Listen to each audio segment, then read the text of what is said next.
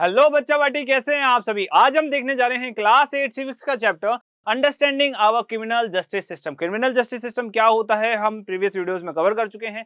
आज हम देखने जा रहे हैं एफआईआर के बारे में, फर्स्ट इंफॉर्मेशन रिपोर्ट के बारे में। क्या होती है एफआईआर, कब यूज लेते हैं एफआईआर को, वो सारी के सारे टॉपिक्स आज इस वीडियो के अंदर कवर होने वाले हैं। तो चलो शुरुआत करते हैं पहले ये समझने से कि आखिर एफआईआर करी कब जाती है। ठीक है, तो देखो एक पर्सन का नाम है मिंटू। अब आप कहेंगे सर ये हमेशा मिंटू जी ही क्यों यहाँ आ जाते हैं और कोई दूसरे एग्जाम्पल काहे नहीं लेते। तो देखो बच्चों, Mintu and Chintu is are my favourite students. Basically मेरे बहुत फेवरेट स्टूडेंट हैं चिंटू और मिंटू। ठीक है, तो बेसिकली मुझे चिंटू और मिंटू को पढ़ाना बहुत पसंद था। तो देखो चिंटू और मिंटू, ठीक है। अब जो मिंटू था वो था थोड़ा, उसके अंदर थोड़ी वो शैतानी शक्तियां जागृत हुई। ठीक है, काली शक्तियों का साया उसके ऊपर घुमा और उसने क्या किया, चिंटू को मार दिया। बेसिकली उसका मर्डर कर दिया उस बंदे ने, मिंटू ने। ठीक है, मिंटू ने चिंटू का मर्डर कर दिया। अब क्या हुआ कि मिंटू ने चिंटू का बेसिकली मर्डर किया। तो अब ऐसे में जो चिंटू के परिवार वाले थे उन्होंने कहा कि ऐसे कैसे, तो इसमें मिंटू को अब जेल में डाला जाना चाहिए। अब जो इसके परिवार वाले थे ना चिंटू के, वह गए कहाँ, पुलिस स्टेशन। अब पुलिस स्टेशन जाएंगे तो कोई पकोड़े तो खाएंगे नहीं वहां जाके। ठीक है, बेसिकली करेंगे क्या, तो वहां से शुरुआत होती है एफआईआर की। मतलब वो पुलिस को एक रिपोर्ट देंगे कि ऐसा हमारे साथ हुआ है, अब आप कुछ इसके रिगार्डिंग कोई एक्शन ले लीजिए। तो ऐसे में पुलिस जो है वो क्या करती है, पुलिस जो है वो इस मिंटू को पकड़ती है, पकड़ के जेल में लेके जाती है। और जैसे वो जेल में जाता है उसके बाद वो इन्वेस्टिगेशन शुरू करती है कि आखिर क्या मिंटू ने ही चिंटू को मारा है कि नहीं मारा है। ठीक है, ये पूरी स्टोरी होती है। ठीक है, अब बात की जाती है कि एफआईआर की स्टोरी कहाँ शुरू हुई, जब कोई ऑफेंस हो चुका है। क्या कोई ऑफेंस हुआ ही नहीं उससे पहले भी हम एफआईआर कर सकते हैं।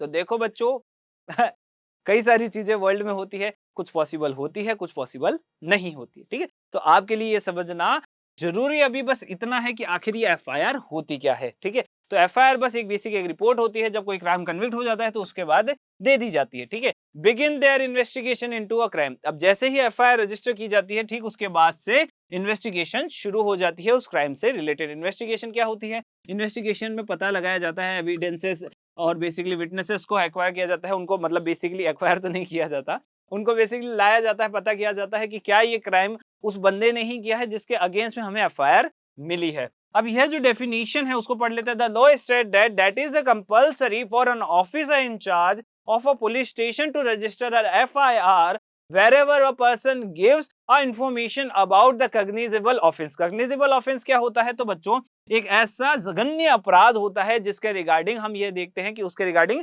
उसको बेसिक पनिशमेंट देनी ही देनी चाहिए। ठीक है, तो अब होता क्या है, एफआईआर शुरुआत कब होती है, जब एक पर्सन जो है, भोला भाला मनुष्य पुलिस के पास पहुंचता है और बेसिकली उसे अपनी दुख दर्द और पीड़ा को बताता है कि यह मेरे साथ हुआ है और अब आप कुछ एक्शन ले लीजिए। उसके लिए जो पुलिस वाला होता है, अब उसको कोई रजिस्टर मेंटेन करना होगा। बेसिकली उस रजिस्टर में वो इस एफआईआर को लिख लेता है। अब बात की जा रही है यहाँ पे इन्फॉर्मेशन की, इन्फॉर्मेशन देना। अब ये जो इन्फॉर्मेशन है वो ओरली होनी चाहिए और रिटर्न होनी चाहिए। अब ओरली और रिटर्न क्यों होनी चाहिए, तो देखो बच्चों भगवान की दया से हमारे पास यह एक मुख बधिर है जिसको हम बेसिकली बहुत अच्छी तरीके से यूज कभी कभी कर लेते हैं।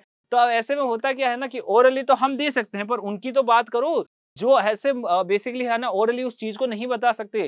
ठीक है, बेसिकली जो मूक बधिर है, बेसिकली जो बोल नहीं सकते हैं, तो उनके लिए रिटर्न का प्रावधान भी किया गया है। जो बोल सकते हैं वो भी रिटर्न में एफआईआर के लिए आगे बढ़ सकते हैं, रिपोर्ट बता सकते हैं, ऐसा कोई गलत नहीं है। एफआईआर क्या होती है, तो एफआईआर क्या होती है, basically first information report. First मतलब पहली, इन्फॉर्मेशन मतलब इन्फॉर्मेशन दे रही होगी, किसकी, डेट की, टाइम की, कि ये ऑफेंस कब हुआ है, कहाँ हुआ है, कैसे हुआ है, किसने किया है। यह सारी चीजें एफआईआर के अंदर देखने को मिलती है।